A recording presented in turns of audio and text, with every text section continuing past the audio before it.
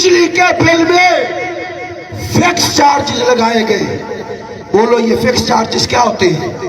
آپ کسی سے 1 کلو چینی لینے جاؤ، 140 روپے چینی کے، اور وہ کہے 100 روپیہ فکس چارجز ہے. اس کی کوئی لاجک ہے؟ بولو کوئی لاجک ہے؟ بجلی کے بلوں میں لوٹا گیا، فکس چارجز کے ساتھ ظلم کیا گیا. انکم ٹیکس کی ایک حد مقرر ہے، 12 لاکھ سے کم آدمی وہ ایلیجیبل نہیں ہے، وہ انکم ٹیکس دینے کے لیے وہ کوالیفائی نہیں کرتا.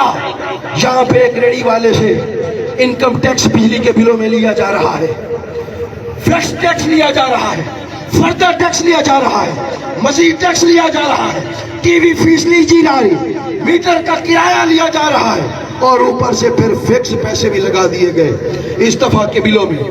بتانا چاہتا ہوں یہ ضابطے ہم نہیں مانتے، ظلم کے یہ ضابطے ہم نہیں